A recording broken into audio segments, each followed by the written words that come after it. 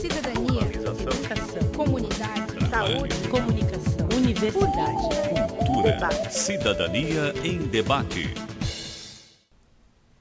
Boa noite, estamos começando mais um Cidadania em Debate aqui pela FURB TV. E no programa de hoje vamos falar sobre religiões de matrizes africanas e desmistificar, principalmente desmistificar e esclarecer sobre Umbanda e Candomblé, que ainda continuam cercadas de preconceito e desconhecimento. Para falar sobre esse assunto, o nosso convidado de hoje é o escritor, professor, pesquisador e umbandista Ademir Barbosa Júnior, conhecido por Dermes. Dermes é mestre em literatura brasileira pela Universidade de São Paulo, USP, onde se graduou em letras, é também tradutor e terapeuta holístico, além de pai pequeno da tenda de Umbanda Yansan Matamba e Caboclo Jiboia, dirigido por sua esposa, a escritora e blogueira Carol Souza Barbosa. As credenciais de Dermes para falar sobre religiões de matrizes africanas são os 41 livros que já escreveu e 37 revistas especializadas em que constam sua assinatura. A mais recente publicação, em maio deste ano, foi o Dicionário de Umbanda pela editora Unibis. E ainda por estes meses estão aí circulando mais de 12 novos títulos. Mas vamos começar nossa conversa pelo seguinte ponto: por que as religiões de matrizes africanas continuam sendo perseguidas até hoje? Boa noite, Dermes, obrigado por estar aqui. Boa noite. No Cidadania. Por que as religiões de matrizes africanas continuam sendo perseguidas? Continuam historicamente porque as religiões de matrizes africanas, elas vêm da população negra, elas vêm da população pobre, elas vêm daqueles segmentos marginalizados, prostituição, moradores de rua, toda forma de cidadão marginalizado ou excluído. Então, historicamente, vem por isso. Do ponto de vista espiritual, porque muitas vezes apresentam uma forma de espiritualidade não reconhecida por algumas religiões dominantes. Então, por essa forma de espiritualidade ser considerada diferente, é discriminada, é vista como coisa do mal, como coisa que faz mal para os outros.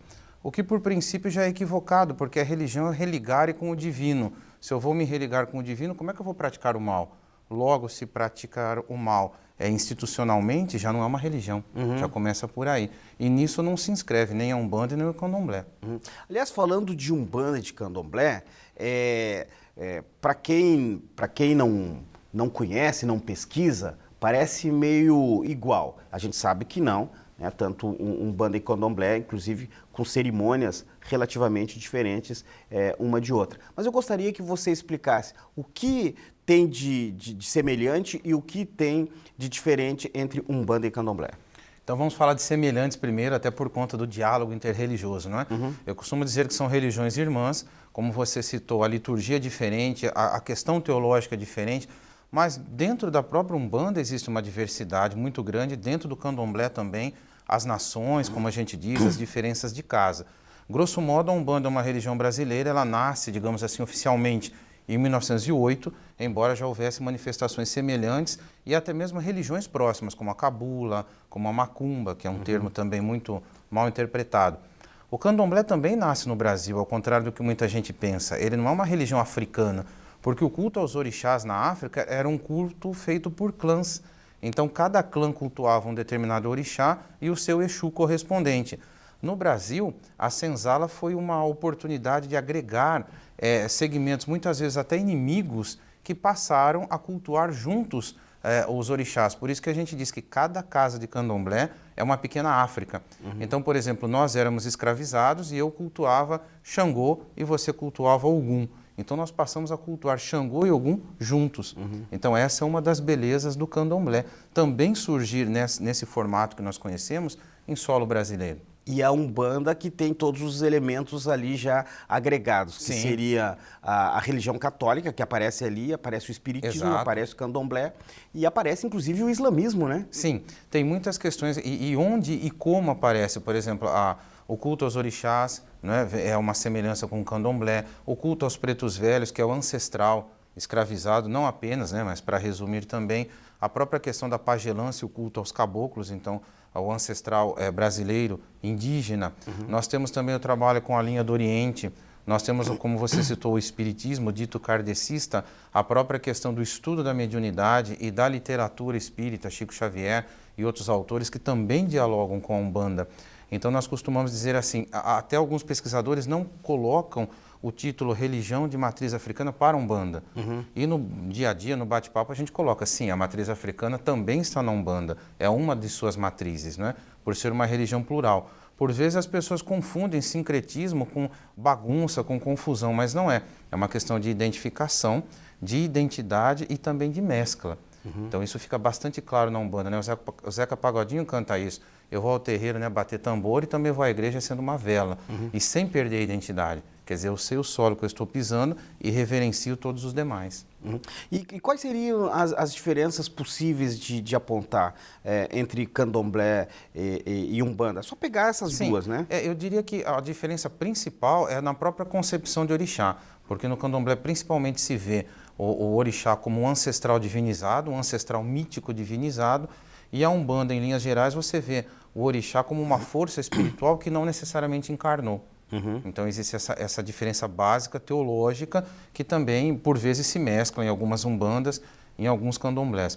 O segundo que como a umbanda tem diversas matrizes, uma de suas matrizes eu não diria nem o catolicismo, embora haja o sincretismo, mas o cristianismo de modo geral. Então a umbanda é uma religião cristã, o candomblé não o é.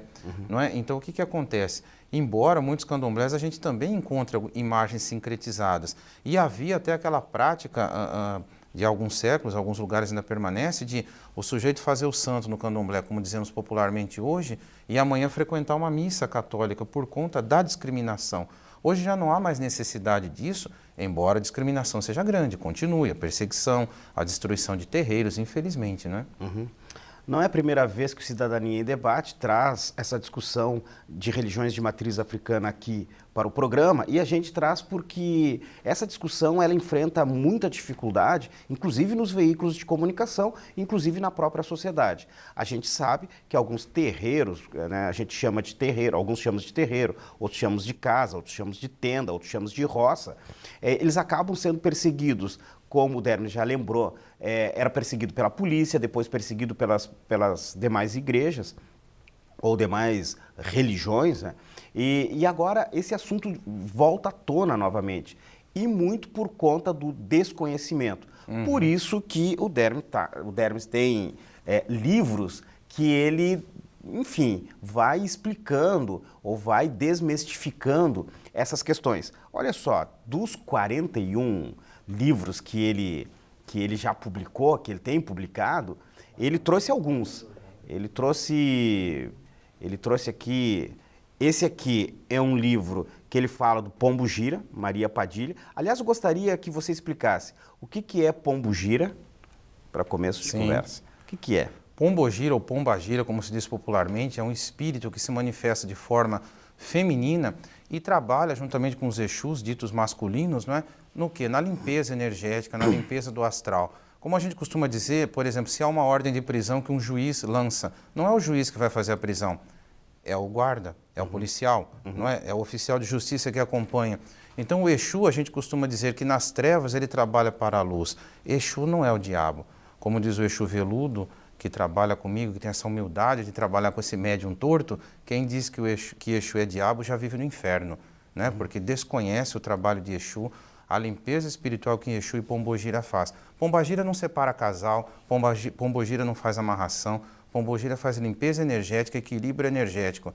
O que acontece? Infelizmente nós temos maus sacerdotes que fazem aquelas questões que traga o seu amor em 3 dias, separa os casais, isso não é umbanda, isso não é candomblé. Porque charlatanismo. Charlatanismo, né? Inclusive, fere o livre-arbítrio. Se fere o livre-arbítrio, não pode ser religioso, não pode ser espiritual. Em linhas gerais, é isso. Não é? Tem um outro livro aqui, o Dermes publicou, Xangô, que é um outro orixá importante, inclusive no candomblé e na Umbanda, né? Está lá na Umbanda também. E gostaria que você falasse um pouco o que é o Xangô. Bom, Xangô eu trouxe acertado para você, né? Quando veio na intuição de trazer, é o orixá da justiça. Xangô é aquele que é a energia do fogo, a energia do trovão e do raio junto com Yansan. E Xangô é aquele orixá que tem a palavra precisa, né? Quando a gente pensa em todas as ações políticas, numa Câmara Municipal, numa Assembleia Legislativa, numa sala de aula, no trabalho da escrita, é Xangô. E a gente sempre aprende na espiritualidade que não se deve pedir justiça a Xangô, porque a gente não conhece a justiça divina. A gente deve pedir firmeza, a firmeza das pedras, né? Que Xangô também é associado às pedreiras, às pedras, e é aquele que ensina a gente passar pelas pedras. Existe essa expressão, o caminho das pedras, é até o título de um livro meu, Um Romance Umbandista. Então Xangô traz esse aprendizado. É um pai muito amoroso, é um pai muito presente e um pai também muito exigente, porque amar não é mimar, não é? E Xangô é um bom exemplo disso como pai. Olha só, nós estamos recebendo um estudioso, Dermes é um estudioso, com vários livros publicados, formação em letras pela USP, mestrado em literatura, e vem aqui discutir duas das religiões, entre tantas, né, porque Brasil afora são tantas religiões de matrizes africanas, mas a gente pegar duas delas, que é o candomblé e a umbanda, para dar uma desmistificada e dar uma esclarecida para você que está em casa acompanhando o Cidadania em Debate. A gente vai fazer um pequeno intervalo e já voltamos para levantar outras questões voltadas a essas duas religiões. A gente já volta.